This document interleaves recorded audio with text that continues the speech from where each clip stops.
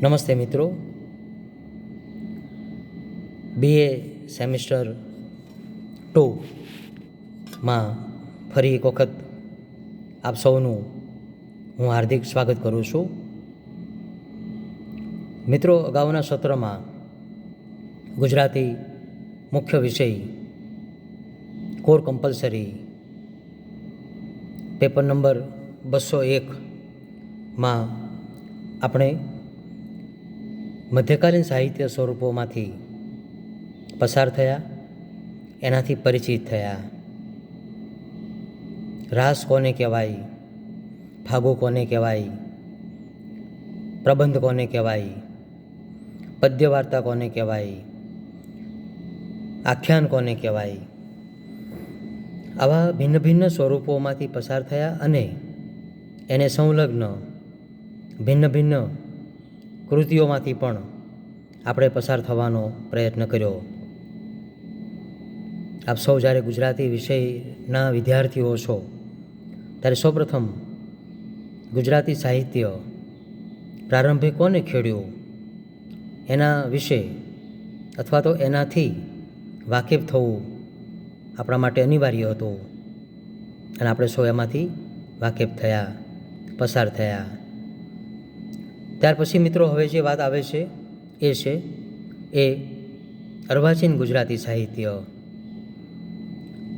જ્યારે પ્રશિષ્ટ ગુજરાતી કાવ્ય ઝલક ખંડ 2 અથવા ગુચ્છ 2 જેનું સંપાદન આદરણીય શ્રી ચંદ્રકાંત શેઠ સાહેબે કર્યું છે, એમની કેટલીક નોંધપાત્ર રચનાઓ અર્વાચીન કવિઓની, ગાંધીયુગના કવિઓ, ગાંધીયુગના કવિઓની કવિતાઓ જ્યારે અભ્યાસક્રમમાં છે, ભિન્ન ભિન્ન વિષયોવાળી કવિતાઓ અભ્યાસક્રમમાં છે, ભિન્ન ભિન્ન સ્વરૂપની કવિતાઓ જ્યારે અભ્યાસક્રમમાં છે, ત્યારે એ અર્વાચીન સ્વરૂપોથી વાકેફ થવું પણ હવે અનિવાર્ય છે. મિત્રો, આપણે સૌ જાણીએ છીએ કે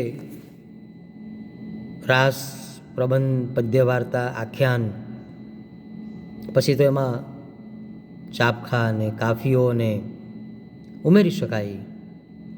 આ બધું જ આપણું શુદ્ધ ગુજરાતી, શુદ્ધ મધ્યકાલીન સાહિત્ય કહી શકીએ, આ બધા સ્વરૂપો. પરંતુ આપણે જાણીએ છીએ તેમ અંગ્રેજોનું ભારતમાં આગમન થયું. ભારતમાં પ્રદેશે પ્રદેશે, ખૂણે ખૂણે એ લોકોએ અંગ્રેજી માધ્યમની શાળાઓ, કોલેજો ખોલવાની શરૂઆત કરી. અંગ્રેજી ભાષાનું ગુજરાતી ભાષા પર કહો કે આક્રમણ થયું અને અંગ્રેજી શિક્ષણની સાથે સાથે અંગ્રેજી સાહિત્યનો પણ એ અંગ્રેજોના શાસનકાળમાં પગપેસારો થયો. આ સમયગાળો હતો નર્મદ અને દલપતરામનો. આપણે જાણીએ છીએ તેમ મધ્યકાલીન ગુજરાતી સાહિત્યના છેલ્લા સર્જક તરીકે આપણે ઓળખીએ છીએ તે છે આપણા છેલ્લા કવિ દયારામ. દયારામ એ મધ્યકાળના છેલ્લા કવિની સાથે અર્વાચીન કાળના પ્રથમ કવિઓ તરીકે, આદ્ય કવિઓ તરીકે દલપતરામ અને નર્મદનો ઉદય થાય છે. નર્મદ અને દલપતરામ બંને અર્વાચીન ગુજરાતી સાહિત્યમાં જાણે કે છડી પોકારનારા કવિઓ તરીકે સાબિત થાય છે.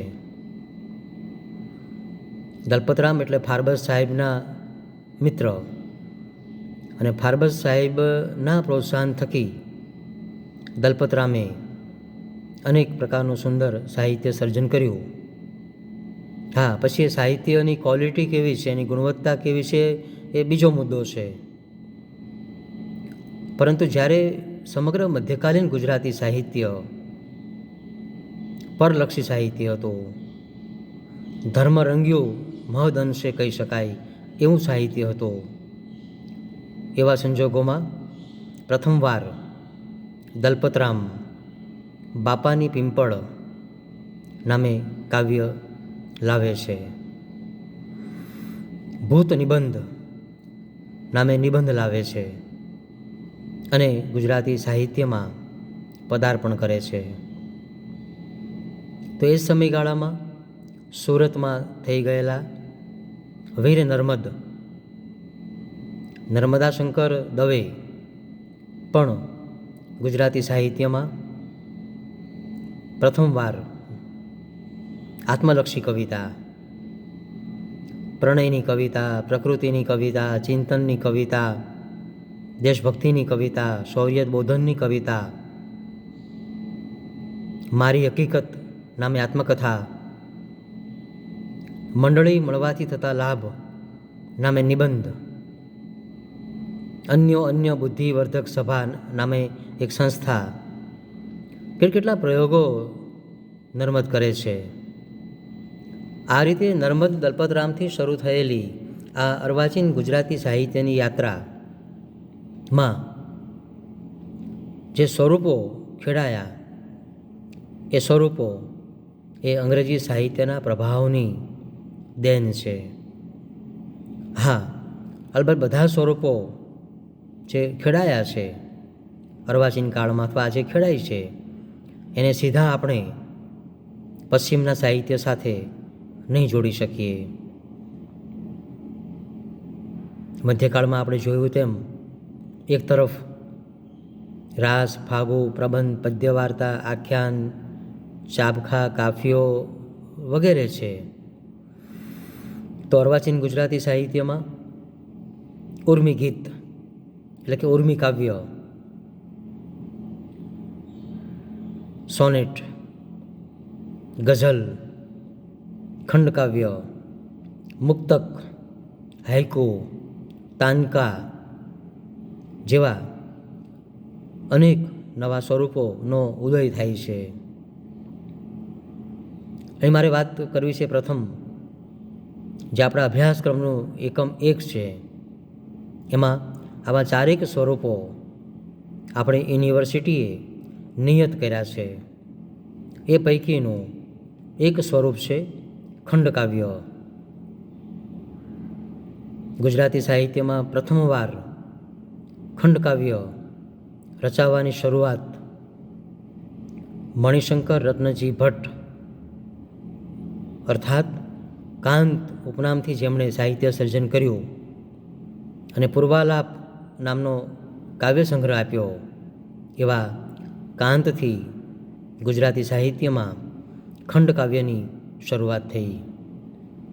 જ્યારે પ્રથમવાર આપણી સામે એમના ખંડકાવ્યો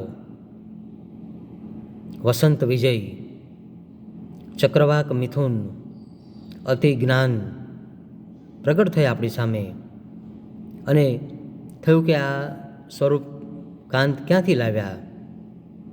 ત્યારે તપાસ કરતાં માલુમ પડ્યું કે આપણા સંસ્કૃત સાહિત્યમાં ક્યાંક મેઘદૂત કે ઋતુ સંહાર જેવા કાવ્યોને ખંડકાવ્ય નામે ઓળખવામાં આવેલા. પશ્ચિમના સાહિત્ય તરફ દૃષ્ટિપાત કરતા અથવા તો અંગ્રેજી સાહિત્ય તરફ દૃષ્ટિપાત કરતાં આપણને માલુમ પડ્યું કે એમાં કોઈ આ પ્રકારનું સ્વરૂપ અસ્તિત્વ ધરાવતું નહોતું. વળી કાંતના ખંડકાવ્યોમાંથી પસાર થતાં એ પણ સ્પષ્ટ થયું કે કાંતે જે ખંડકાવ્યો રચ્યા અથવા તો વસંત વિજય એ બિલકુલ અથવા તો સ્પષ્ટપણે કાલિદાસના મેઘદૂત કે ઋતુ સંહાર સાથે મળતું આવતું સ્વરૂપ નથી. થોડે ઘણે અંશે ક્યાંક કદાચ સામ્યતા દેખાય એટલે વાત નિશ્ચિત થઈ કે ખંડકાવ્ય એ કાંતની પોતાની અનિવાર્ય આવશ્યકતામાંથી ઉદ્ભવેલું જન્મેલું સાહિત્ય સ્વરૂપ છે. મિત્રો, આપણે જાણીએ છીએ એમ અથવા તો જાણવું જોઈએ કે પદવી માટે જે સંશોધનો થાય છે એમફિલ અથવા તો પીએચડી માટે, એમાં સંશોધનનો એક પ્રકાર છે સ્વરૂપલક્ષી સંશોધન. અને માનનીય શ્રી ચીનુ મોદી સાહેબે ગુજરાતી ખંડકાવ્ય સ્વરૂપ અને વિકાસ એટલે કે ખંડકાવ્યો ઉપર એમનું સંશોધન કરેલું અને પછી એ પુસ્તક સ્વરૂપે પ્રગટ થયેલું. એટલે ખંડકાવ્યો માટે સૌથી પાયાનું પુસ્તક હોય. આપણે સૌએ એને વાંચવું રહ્યું, તમારે સૌએ એ વસાવવું રહ્યું. ખંડકાવ્યની બહુ જ ઊંડી સમજ અને એનો વિકાસ એ પુસ્તકમાં રજૂ થયો છે. તો એ સંદર્ભમાં આ ખંડકાવ્ય છે. ખંડકાવ્યનો જે વ્યાપ છે એનો પ્રથમ વિચાર કરીએ તો એ એક તરફ આપણે જાણીએ છીએ એમ કાલિદાસના મહાકાવ્યો છે અથવા તો સંસ્કૃત મહાકાવ્યો છે. એ મહાકાવ્ય જેટલો એનો પ્રસ્તાર નથી, એનો વ્યાપ નથી. તો એક તરફ આખ્યાન કાવ્ય પણ છે પ્રેમાનંદના અથવા તો મધ્યકાલીન સાહિત્યના આખ્યાનો, એટલો પણ નથી. તો મહાકાવ્ય અને આખ્યાન કાવ્યથી થોડું નાનું અને આપણે સોનેટ કહીએ કે આપણે ઉર્મી ગીત કહીએ કે ગઝલ કહીએ એનાથી થોડું મોટું. યાદ રાખો મિત્રો, હું વાત ફક્ત પ્રસ્તાર એના પૃષ્ઠ સંખ્યાની દ્રષ્ટિએ અથવા તો એની કડીઓની સંખ્યાની દ્રષ્ટિએ આ વાત કરું છું. તો એ ઉર્મી ગીત અને ગઝલ અથવા તો સોનેટથી મોટું અને મહાકાવ્ય આખ્યાનથી નાનું, એમ બેની વચમાં બેસે એવું આ એક સાહિત્ય સ્વરૂપ છે. અતિજ્ઞાન, વસંત વિજય, ચક્રવાક, મિથુન, દેવયાની જેવા કાવ્યો ગુજરાતી સાહિત્યમાં અત્યંત પ્રચલિત થયેલા છે. ત્યારે એ ખંડકાવ્યની કૃતિઓ ઉપરથી, ખંડકાવ્યો ઉપરથી એના સ્વરૂપના લક્ષણો પછી બંધાવા શરૂ થયા. ઘણીવાર એવું બનતું હોય છે કે આપણે સ્વરૂપ અથવા તો લક્ષણો લઈને કૃતિ પાસે જતા હોઈએ છીએ. આ તો કૃતિ ઉપરથી લક્ષણો જાણે કે બાંધવા પડ્યા કે આ કૃતિમાં આ પ્રકારના લક્ષણો છે અથવા હવેથી ખંડકાવ્યમાં આ પ્રકારે લક્ષણો હોવા જોઈએ. તો સીધી વાત આપણી સામે આવીને ઊભી રહી કે ખંડકાવ્યનો આપણે પેલો એક બાહ્ય લક્ષણ તરીકે આપણે એનો વ્યાપ જોયો કે એનો વિસ્તાર જોયો કે આટલો એનો વ્યાપ હોવો જોઈએ. 1.5-2 પૃષ્ઠ સંખ્યા, 2.5 પૃષ્ઠ સંખ્યા હોય એટલો એનો પ્રસ્તાર હોય. પછી જે વાત આવે છે તે જે થોડી ઘણી આપણે લાગુ પાડતા હતા આખ્યાનને, એમ મુજબ ખંડકાવ્યોનો જે વિષય વસ્તુ છે એ પ્રચલિત પૌરાણિક ધાર્મિક ગ્રંથો ઉપર આધારિત, લોકખ્યાત લોકકથા ઉપર આધારિત, ક્યારેક કોઈ માન્યતા ઉપર આધારિત હોવું જોઈએ. અર્થાત વાત એ થઈ કે ખંડકાવ્ય ક્યારેય કલ્પનાથી લખી શકાતું નથી. જે વર્તમાન સંજોગો હોય, વર્તમાન કોઈ ઘટના હોય એના ઉપર ખંડકાવ્ય લખી શકાય નહીં. આપણે જાણીએ છીએ એમ ચીનો મોદીનું બાહુક ખંડકાવ્ય, કાંતના મોટા ભાગના ખંડકાવ્યોના તમે શીર્ષકો જુઓ. હું જેવી વાત કરું કે અતિજ્ઞાન એટલે એમાં સહદેવનું પાત્ર કેન્દ્રમાં છે. હું વાત કરું વસંત વિજયની, તેમાં મહાભારતના પાંડુ રાજા પાંડુ કેન્દ્રમાં છે. હું વાત કરું ચક્રવાક મિથુનની, તો ચક્રવાક અને ચક્રવાકી સાથે સંકળાયેલી કથા, દંતકથા કે એ સૂર્યાસ્ત થયા પછી એકબીજાને જોઈ શકે નહીં, આવી ઘટના આમ જે લોક છે એના મનમાં એ પડેલી છે, એને કેન્દ્રમાં રાખીને, કે પછી કચ્છ અને દેવ્યાની, કે પછી કલાપીનું ગ્રામ્ય માતા જેવા કાવ્યો આપણને વાતની સાક્ષી આપે છે કે ખંડકાવ્યનું જે વિષય વસ્તુ છે એ લોકભોગ્ય, લોકપ્રિય, લોકોના મનમાં પડેલું હોવું જોઈએ.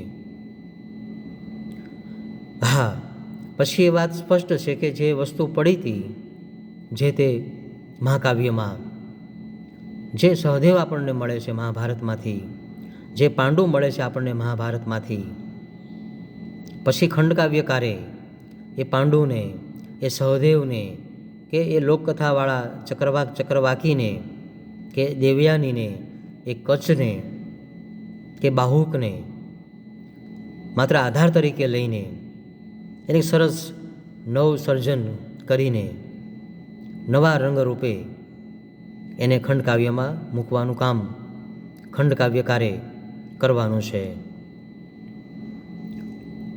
આ રીતે એક ખંડકાવ્યના વિષય વસ્તુ વિશે આપણે વાત કરી શકીએ.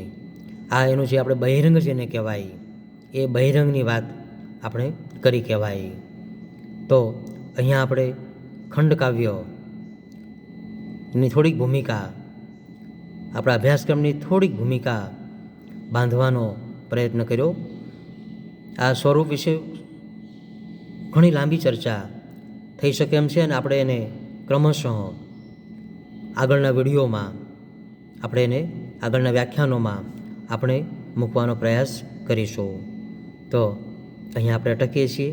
ફરી આપ જોડાતા રહેશો. આપ સૌનો ખૂબ ખૂબ આભાર.